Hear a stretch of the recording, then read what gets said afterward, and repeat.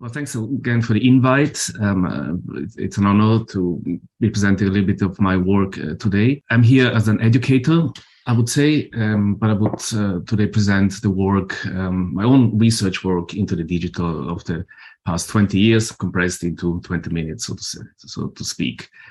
I just noticed that actually my presentation is sandwiched by two former students. We had Fadil yesterday, and later on Kenneth Kai. So it's quite actually nice to have the setup. So it probably was involuntary, but thank you very much. So perhaps the viewers might be able to make connections between input and output, between research questions and research potential hypotheses and theses and answers that are created within the pedagogic platform, for instance, of a unit at the Barton School of Architecture at UCL and others.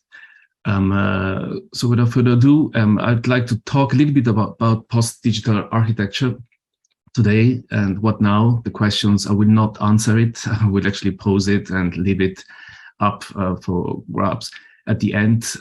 In order to do that, I would just like to somehow first talk about digital and my understanding and my research and my access to it. Let me just start by paraphrasing a quote, the only quote of the day from me, which comes from the late Steve Jobs. We all know it, co-founder and former CEO of Apple. And he talked in an interview in 1990 about the condor being the most efficient animal in terms of locomotion. You know, it just flies and glides with very little energy. But Jobs states, if you put a man on a bicycle, then the human, is far more efficient and far better. And so he explains this as being his metaphor for understanding the computer as a bicycle for the mind, a tool, a utensil to explode human creativity and productivity.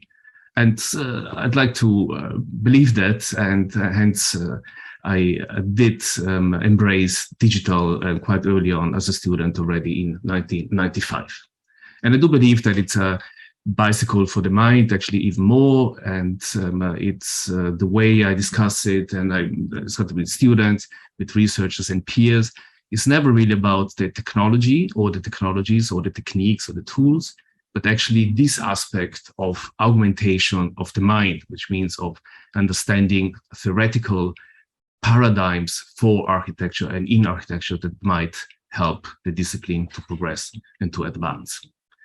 As a matter of fact, my own PhD, which dates years ago, was about trying to understand evolution, which means what is this vector, what is this potential dynamic and intrinsic momentum that is embedded in this technology, the digital. And so the different chapters of the PhD look at this human interface connection, so between the designer and the computer from different viewpoints, you know, kind of from, so at DE about looking at it, you know, kind of as a potential revolution, involution, what's in the design, the evolution of the techniques over time, the evolution, potential of authorship and also of tasks from the designer to the computer, and evolution and approach to architectural design. Coming at the end to a concept of convolution, of hybridity and dynamism and metamorphosis that I've been arguing for several decades. And I will try to explain that today. Convolution, of course, then expanded as a concept, has a threefold meaning. I understand it and would like to put it forth as a term or concept that defines blur, as blurring the boundaries, but also this disciplinary boundaries, but also as an aesthetic feature to overlap techniques and references, hybridity, not just the tool itself as a design input, and interference of nonlinear and non-singular design processes, technologies, and techniques. So in order to do that, I believe that another metaphor is necessary, not the one of the digital, of the tool of the mind, but of the post-digital. And I'd like to use the metaphor of the chrysalis as that particular point in the evolution of, for instance, a butterfly of a moth that's going through and applied to digital technologies. So the eggs, we know, have been laid many, many decades ago. It's been a quite hungry and voracious caterpillar digitalization, it got stuck at some point as well, it's kind of, and possibly being misappropriated by large companies. Nevertheless, I think we are right now at the dawn of the fourth industrial revolution and transition from digital to computational to biodigital and to all sorts of hybrid disciplinary stances at a stage in this evolution where it's really potentially metamorphosizing into something else. It's called here in biology a sorry, I need to check because I always forget it. Holometabolic phase, which means it really undergoes a total transformation.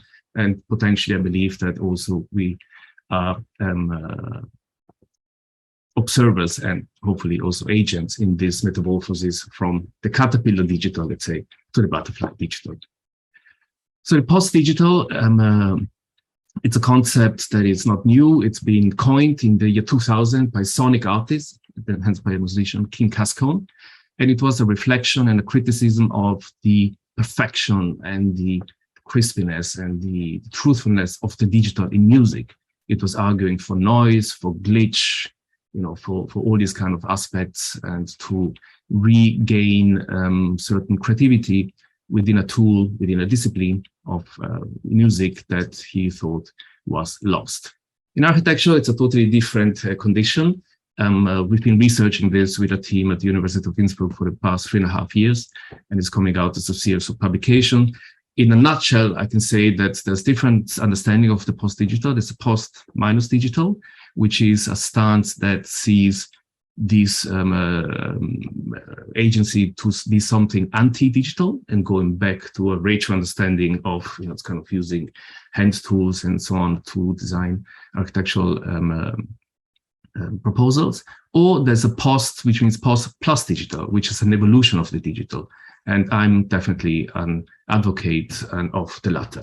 And because, as I've already introduced, the post-digital is a potential to look at the hybridity and metamorphosis of the digital into the next stage.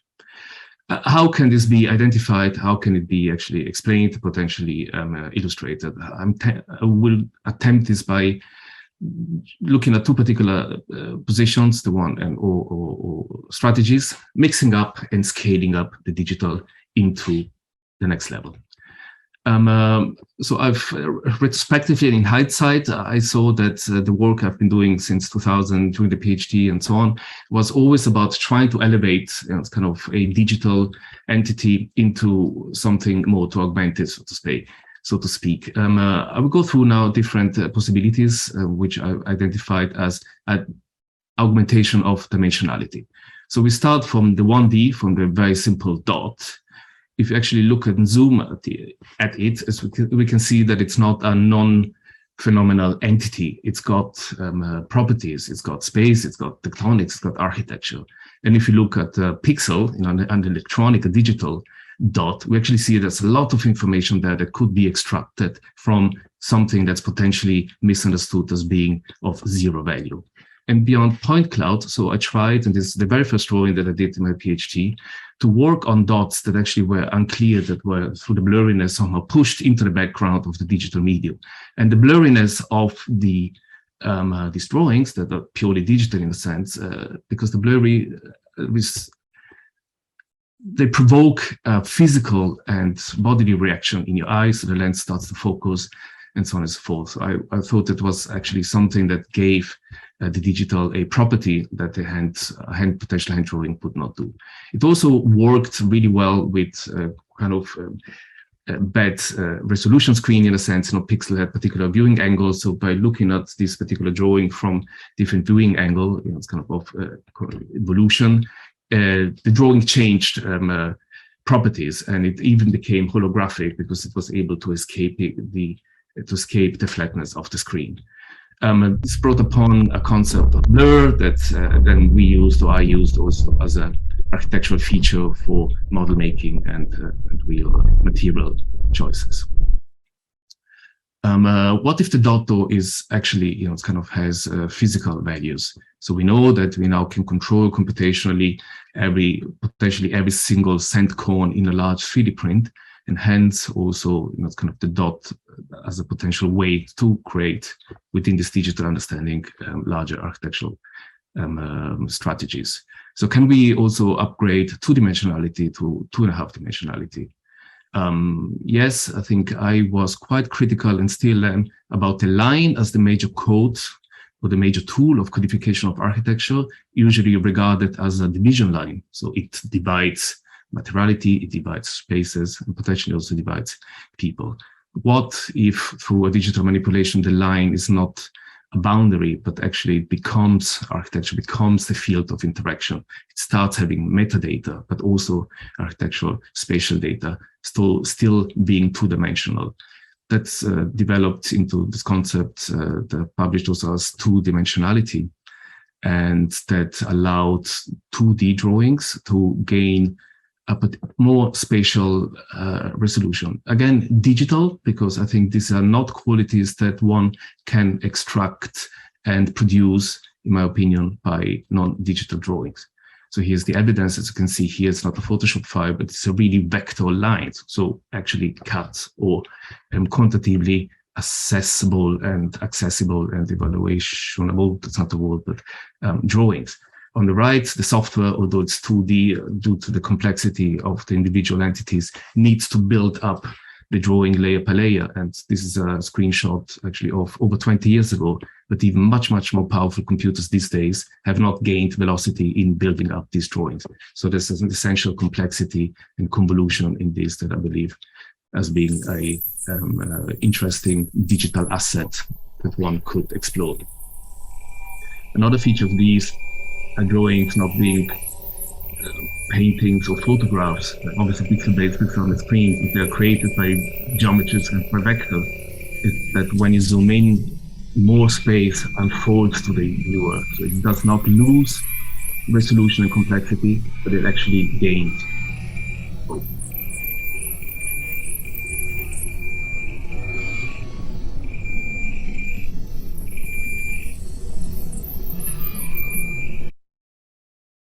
Moving on. And this again has informed the way I was using cut and drawing it and trying to use particular options, like trying to distort the line using curvilinear lines, but to offset them in such a way that no hand drafter would ever be able to do it. And as you can see here. Another way, in my opinion, to reach this 2.5 dimensionality was also by using line as a 3D printed tool or asset. Here in a collaborative project with fashion designer Iris van Herpen, 1996, I believe, where we used the robots to actually print lines that had the quality like of knitted or stitched threads onto laser cut fabrics to create a certain aspect of stability within the fabric. Another way was to achieve this 2.5 dimensionality, of course, to use the flatness of 2D laser cut or routed cut, actually lines out of MDF ply or metal boards, and then to assemble them in such a way to create actually physical three-dimensional objects, surely in terms of volume, three-dimensional, but conceptually, I believe, 2.5 dimensional entities. And that was extremely useful as an experience also to create this pavilion, for instance, for the London Olympics, again, totally digitally designed and constructed that achieves a certain complexity, or this pavilion 2005, as Marcus Marjan Architects, that again is nothing but a large assembly of 2D panels done for a fraction of the cost of other potential construction methods. Yet another, the last potential way to achieve this 2.5 dimensionality by routing, but actually elevating very basic material, two-dimensional materials like foam and so on by routing, and to give them more properties, more complexity, and hence kind of by the texturization of these, and to bring out the, for instance, the reflections or the lightness or the translucency of these aspects to achieve 2.5 dimensionality. So moving on, the next step would be obviously be 3D to 3.5D. So how does it work? Of course, volumes, extremely kind of basic entity of architectural and tectonic design. But what if they are more complex topologies that are created in such a way that although they're static and they're modeled, they have a certain dynamism, a form, a motion intrinsic in the geometry that again might not be possible to do by other means. Certainly I would not be able to do it. So in a sense, these, although they're static, they're not being created by simulation and animations. It's a three-dimensional drawing modeled in such a way, and I think Fadil probably has shown much more virtuoso examples, modeled in such a way to have a particular dynamism, evolution in its convoluted shape.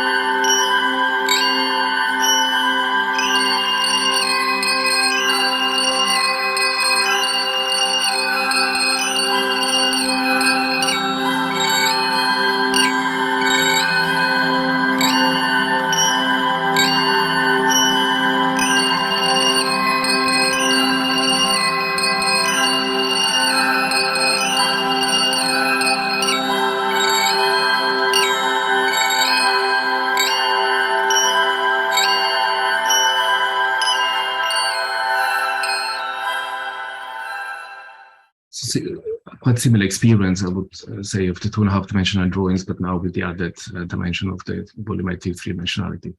Again, so how does it, is there other ways? Surely 3D printing is a way to achieve actually kind of this dynamism and this intrinsic complexity and augmented, let's say, tectonic of 2.5-dimensionality, kind of a certain baroqueness in it. Surely we have explored that a lot with the students, you can see. But 3D printing, especially with a desktop printer, is not the solution to architecture. I think scaling up is not just a matter of changing the scale or the relationship between the human user and the object. Here is kind of a critical test done for an artist. Actually, it needs not only metamorphosis and upgrading of dimensionality, but it also needs an upgrade in technology. And so we've tried to do that by robotic augmented additive fabrication with RexLab, which was established at the University of Innsbruck in 2012.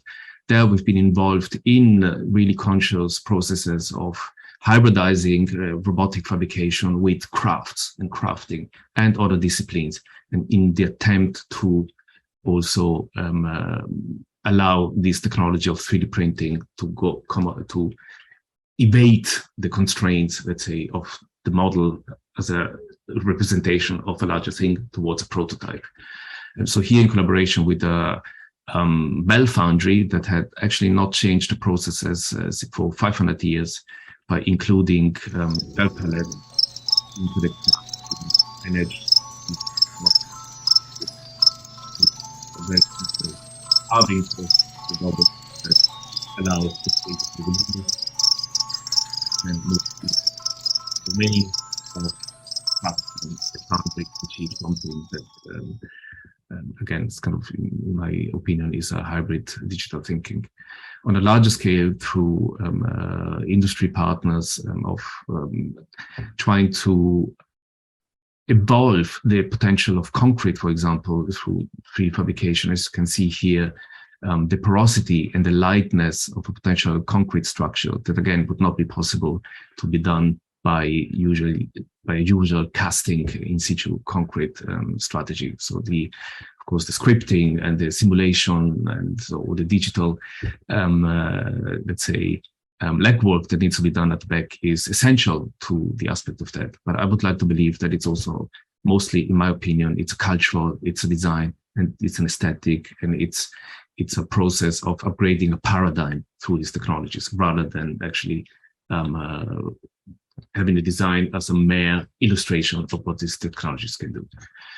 Even in a quite larger project, again, in 3D printing, where it's kind of totally amorphous, asymmetric, and gravitationally challenging pieces were printed and calculated upfront and simulated so that kind of gravity and the pliability, the weight and the geometry of the material would not collapse during the process and also at the end of the process.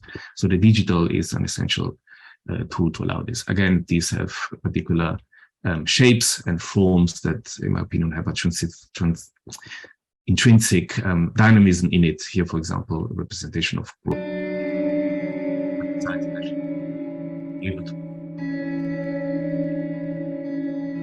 settings. Another project where, again, we tested even more a complex convoluted geometry to somehow make people aware that the 3D printing might allow, again, a freedom, the bicycle of the mind, a freedom of expression in a relatively, let's say, quite well-known material like concrete.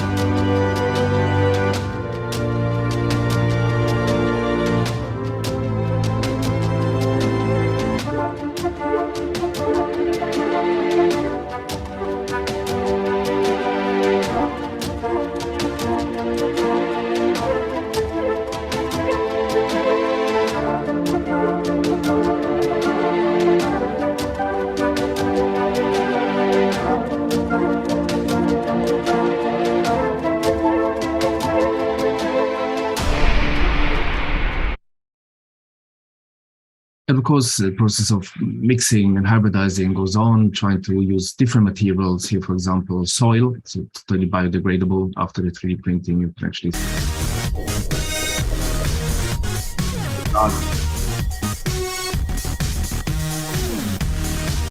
at the Royal Chelsea Flower Show, or another version at the Ars Electronica. Again, it's kind of trying to understand, to hybridize the notion, for instance, in landscape or architecture or natural and AI-based design. So I think material.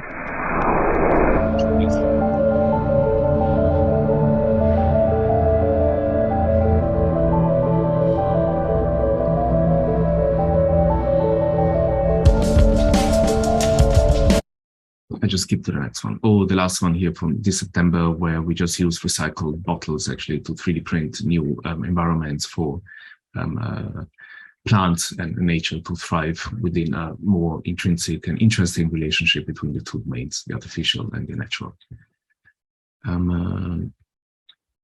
And then one might ask, is it possible to actually upgrade 4D to 4.5D as well? We've attempted it also with the help of UPKI, who we'll present later during the summer. What 3.5 dimensional shapes are not modeled, but actually computed in such a way that they are endless, not just a one-off, which will have modeling.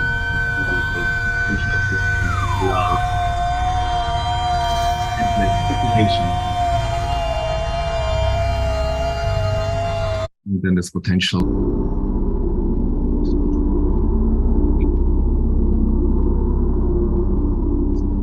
that might change, specifically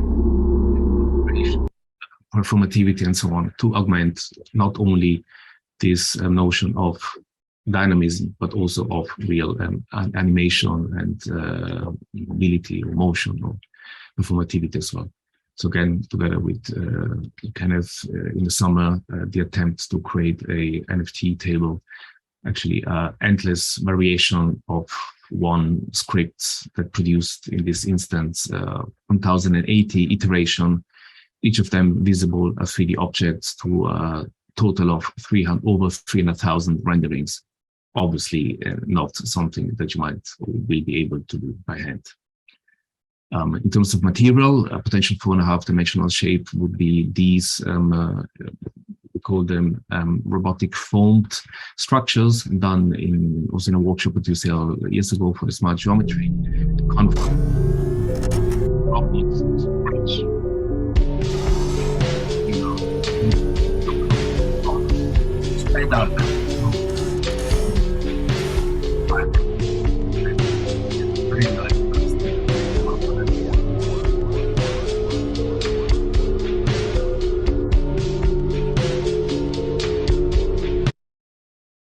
And of course, 4.5-dimensionality is to do with... Marjan, just a quick note, say that we cannot hear when there is a sound playing. We cannot hear your voice, right, but we can see the video. But yeah, keep going. Thank you.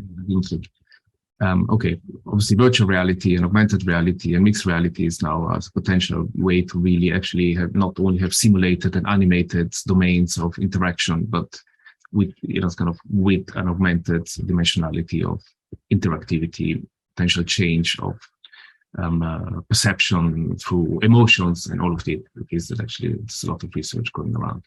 As we tried in the last year's project of the Ars Electronica, where we created this project or installation that could be experienced in 3 different domains. So as a piece of 3D printed sculpture, let's say, according to the trees, it was 3D scanned, was very accurate, experienced by the local user as well through VR, a different experience that was created by different means, and also as a social media interactive space in Mozilla. So there were 3 different avatars or 3 different users, like the local person, the local virtual real person, the local avatar, and the dislocated or the displaced avatar that could interact. And through the robot, cameras, and projections, actually these 3 different users were able to interact in real time.